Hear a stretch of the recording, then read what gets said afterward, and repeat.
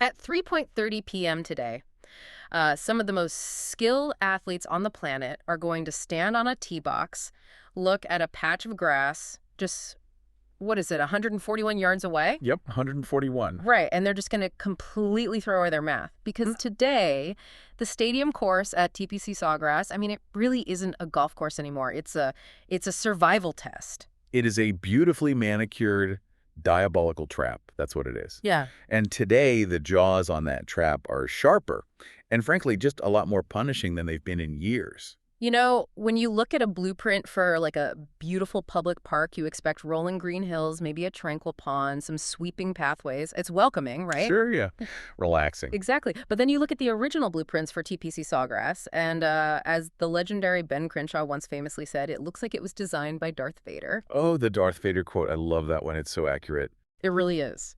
So welcome to today's deep dive. If you're joining us, your mission is simple, right? You want the ultimate shortcut to being the absolute most well-informed fan watching round one of the Players' Championship today, Thursday, March 12, 2026. And we've covered the professional tour for over 30 years now. And to get you ready for those first tee shots this morning, we've pulled together just a massive stack of insights. A huge stack. We're talking internal agronomy reports, player interviews, equipment logs straight from the practice range, and hyperlocal weather data. This is really your insider's morning briefing. Okay, so let's unpack this beast they're trying to slay today. The tour's marketing slogan this year is March is going to be major. Yeah. And walking the grounds this morning, I mean, they are absolutely forcing the issue with this course setup. Oh, they really are. When you look at the agronomy report from the director of agronomy, Lucas Andrews, it reads like a horror novel for these Oh, I know, greens. it does. The Poa trivialis greens are currently measuring at a 13 on the stimp meter.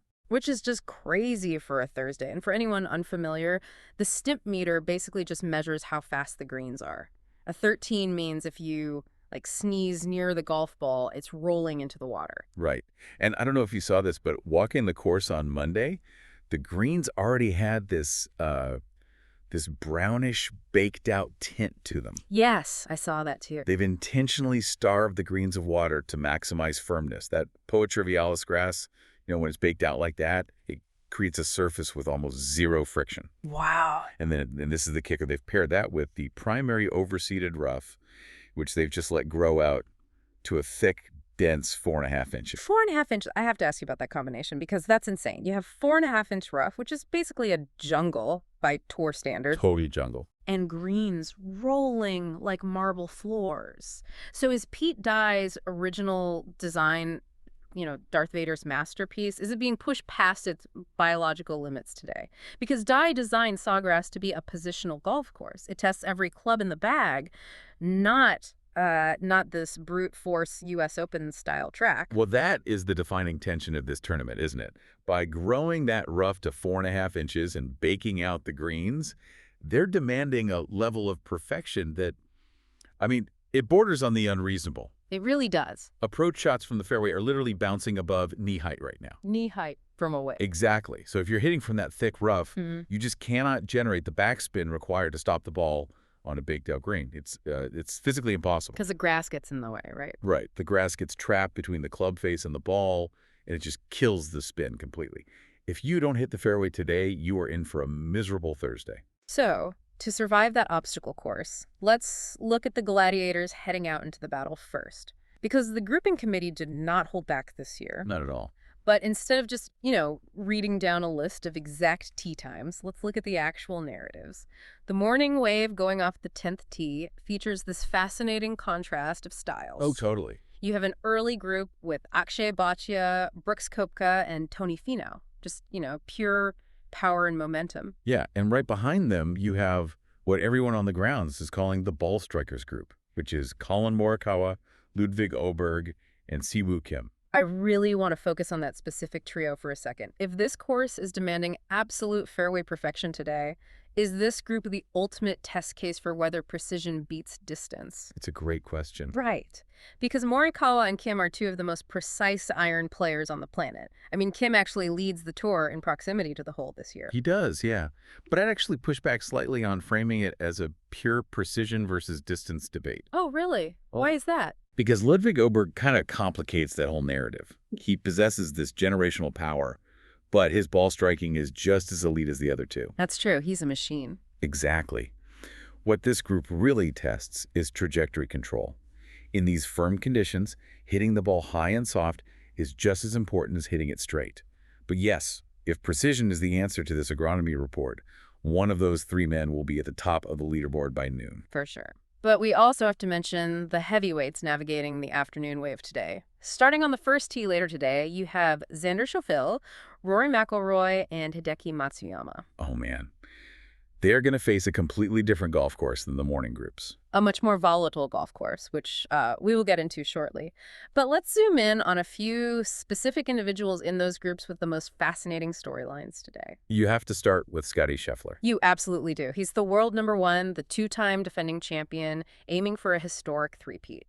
But his stats show something really unusual lately. Some analysts are actually calling it an iron deficiency.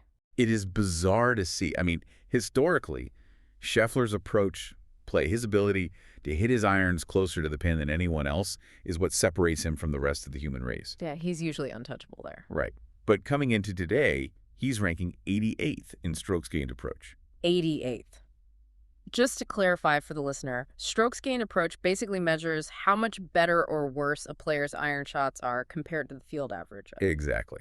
And ranking 88th means he is losing almost a full stroke to the field with his irons right now. Wow. His driving and chipping are still elite, obviously, but missing that pinpoint iron accuracy on a course with 13 stimp greens, that's incredibly alarming. Because the margins are just so small. Exactly. If you're missing your targets by 5 extra yards today, you aren't just missing a birdie putt, you are bouncing into a water hazard. Yeah, it's brutal. On the flip side, though, you have Brooks Koepka returning from Livy Golf. He noted early in the week that the course already had, quote, Thursday firmness on Monday. He knows it's going to be a bloodbath. And he usually thrives in those exact conditions. Koepka is a big game hunter. Totally. When the scoring average goes up, his focus sharpens. He doesn't panic when pars become a good score. He embraces it. But the biggest shadow hanging over the grounds this morning is definitely the injury watch surrounding Rory McIlroy. Yeah, that's the big one. He withdrew from the Arnold Palmer Invitational on Saturday with severe back spasms, didn't even arrive at Sawgrass until Wednesday afternoon, and his direct quote yesterday was, "The drugs are working wonders." Which is never what you want to hear from a golfer. Right. And he admitted he's a game-time decision for his afternoon tee time today. A back spasm is a golfer's ultimate nightmare. I mean, I want you to picture the biomechanics of golf swing for a second. Okay. Generating 120 miles per hour of clubhead speed relies entirely on the rotational force of the lower back and the glutes. It's violent. It is. Rory said it's muscular fatigue and sensitivity, not structural damage like a herniated disc, but think about the environment today. Relying on painkillers to hack a club through 4.5 inches of dense, grabbing rough. Ugh, that sounds awful. It's a recipe for a much worse injury. Well, and the physical pain isn't the only thing bothering Rory this week. The mental pressure of this tournament seems to be boiling over a bit, too. Yeah, we have to talk about that off-course interaction with a fan. The whole golf world is debating it right now. So Yeah. this happened on the 18th hole during a practice round on Tuesday. It was quite the scene. Yeah. A college golfer named Luke Potter was standing outside the ropes and loudly heckled Rory, specifically referencing his really painful 2011 Masters meltdown. And McIlroy didn't just ignore it. He stopped, walked right over to the rope line, and directly confronted the group. Which is pretty rare for him. Very rare. He didn't scream, but he demanded to see the phone of Potter's teammate who was recording the whole thing. The kid was in shock, handed the phone over, and Rory just took it and walked away. Just took it. Yeah.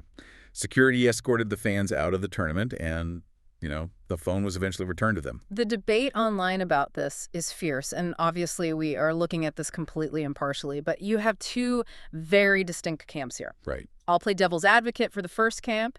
They argue that Rory is a 35-year-old professional athlete making millions of dollars, and he's being incredibly soft for letting a college kid get under his skin. That's definitely one perspective out there. Right. They say it's a professional sporting event. Heckling is just part of the modern fan experience, and his job is to just block it out and play. And the other side of that debate argues that golf fundamentally requires a baseline of decorum and concentration that, say, a stadium sport does not. Right. It's not a basketball game. Exactly.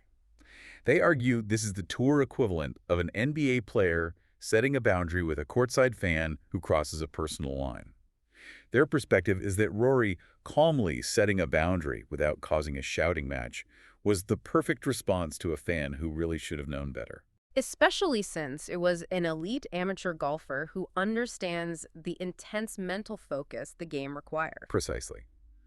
We aren't taking sides here, but it's a fascinating debate about the modern fan experience versus player boundaries. It really is. But, that intense mental pressure translates directly to how players are preparing their gear, too. Because you don't just adjust your mindset for Sawgrass, you radically alter the tools in your bag. Oh, the equipment testing on the range has been frantic this week. I bet. Because of that 4.5-inch overseeded rough, players are terrified of losing spin. We talked earlier about how the grass gets trapped between the ball and the club. Right, which causes what golfers call a flyer. The ball shoots out with no spin and just keeps rolling. So how does a player solve that with technology? You rely on fresh grooves. Titleist Vokey SM11 wedges are literally flying off the equipment trucks this week. Just ripping through inventory. Yep. The grooves on a wedge act exactly like the treads on a car tire, dispersing rain. Instead of water, the grooves channel the grass and moisture away from the impact zone so the metal can actually grip the cover of the golf ball. That makes a lot of sense. Yeah, players are switching to brand new wedges today just to get that extra fraction of a millimeter of friction. It's that serious. Wow. I was also looking at the launch monitors on the range, and I saw Ricky Fowler and Max Homa heavily testing Cobra's 3D printed irons. And I have to admit, I don't fully get it. It's pretty wild tech. Right. Like, how does a 3D printed club actually stop a ball from flying into the water at a thick rough? It all comes down to center of gravity, or CG. When you manufacture an iron using 3D printing, you can create these intricate internal lattices inside the club head. Oh, okay. So you can push the weight to the extreme perimeter or ultra low in the club head in ways that traditional forging just doesn't allow. Right, because you can't carve it out the same way. Exactly. By lowering the center of gravity, the club naturally launches the ball higher into the air. If you're stuck in deep rough, you need immediate launch angle to get the ball up and out before the grass completely wraps around the shaft. Fascinating. And Rory himself made a big ball switch amidst all this, right? He's playing the new 2026 tailor-made TP5 ball. He is. The TP5 has a larger tour core designed for better energy retention, but more importantly for today, it's designed for stability in the winds. Which is huge here. A ball with a larger core and specific aerodynamic dimple patterns just won't get knocked off its axis as easily by crosswinds. And wind stability is going to be the most valuable currency on the property this afternoon. Well, all this cutting-edge tech, the custom clubs, the sheer scale of the $25 million purse, which is the largest in the sport, by the way, it changes the psychology of the players. And it's entirely fueled by the massive corporate engine operating behind the scenes today. Well, the business of the players is an ecosystem of its own. The corporate footprint here is staggering, and it shapes the entire fan experience. You have the Comcast Business Pavilion featuring enhanced Wi-Fi 7, allowing tens of thousands of people to stream data simultaneously without a hitch. Which is no small feat at a golf tournament. Not at all. And Stanley 1913 has this enormous activation offering free custom engraving on drinkware. Okay. Plus, Morgan Stanley is donating $5,000 to the first tee for every single eagle made during the tournament. That's awesome. But the business side isn't just about hospitality tents, right? Right. It's driving how you experience the broadcast at home. Right. The technology they're using to capture the impending chaos is just remarkable. Sky Sports and NBC are utilizing Emmy-winning drone augmented reality this year. Yeah, I saw a preview of that. Yeah. This maps the course in real time, overlaying distances and wind vectors right on your screen. It looks like a video game. And I am personally fascinated by the Technics sound deck at the 9th tee. It gives fans immersive directional audio of the private conversations between players and their caddies. That's going to be so good. Hearing the sheer panic or, the cold calculation in a player's voice as they debate a club choice, that is incredible television. You also have ShotLink 3D powered by CDW on the app, which shows the exact ball flight trajectories. And all of that broadcast technology is about to be put to the ultimate test because the cameras are going to capture some truly dramatic moments this afternoon. The weather is about to completely disrupt the tournament. Yeah, let's talk about that. The hour-by-hour data for today, March 12th, shows a tale of two completely different golf tournaments. It really does. At 8 a.m. this morning, it is calm and peaceful, 68 degrees, with a gentle 8-mile-per-hour wind from the south-southeast. These are prime, perfect scoring conditions for the morning wave. But the afternoon wave faces a very, very different reality. Yeah, they do. By 3:00 p.m., the temperature peaks at 78 degrees, but we are looking at 22-mile-per-hour southwest gusts and a 100% chance of severe thunderstorms rolling in. Let's go back to the scenario we started the show with. Put us in the shoes of a player in that afternoon wave. Picture the 17th island green. It's 3:30 p.m. The skies are darkening. You have a 22-mile-per-hour gust hitting you sideways. Pure nightmare fuel. How exactly does a player mathematically calculate that wedge shot, or does it just become pure survival? It completely exposes the limits of human calculation. I mean, the 17th hole is only 141 yards, but it is entirely exposed. Think about the physics of a 46-gram golf ball in a 22-mile-per-hour wind. It's nothing. It's a ping pong ball. Basically. And the wind doesn't just push the ball left or right horizontally, it affects it vertically too. Right, the lift. A headwind acts like a ramp. It increases spin, makes the ball balloon high up into the air, and drops straight down, usually well short of the target. A tailwind does the exact opposite. It knocks the ball out of the sky and sends it screaming over the green. So the math is useless. Completely useless. At 3:30 p.m. today, you aren't calculating a specific yardage. You're trying to feel the weight of the air on your skin. You pick a completely blank spot in the gray sky over the water, aim at it, and just pray the gust doesn't suddenly die while the ball is in flight. Wow. It is 100% pure survival. Which means with that nasty weather bearing down on an already brutal agronomy setup, the strategy for round one shifts entirely from scoring to defending. The analytics of survival here are grim. As we mentioned, approach shots are bouncing high and fast. But if you miss the fairway, hitting out of that thick rough costs an average of 0.38 strokes per hole. That adds up so fast. It does. Over a 4-day tournament, that translates to losing over a stroke and a half to the field just for a slight miss off the tee. And remember, water is actively in play on 17 of the 18 holes here. I was talking to a colleague earlier and I said playing conservative golf here today is like playing darts on a trampoline. Huh. It's actually worse than that. It's playing darts on a trampoline while someone aims a leaf blower directly at your face. That's the perfect analogy. You simply cannot aim at the pins today. You have to swallow your pride, aim at the fat parts of the greens, accept your pars, and just walk away. Take your medicine. Exactly. The goal on Thursday isn't to win the tournament. It's to avoid the tournament ending big numbers. You make an 8 on a par 4 today, and you are packing your bags on Friday night.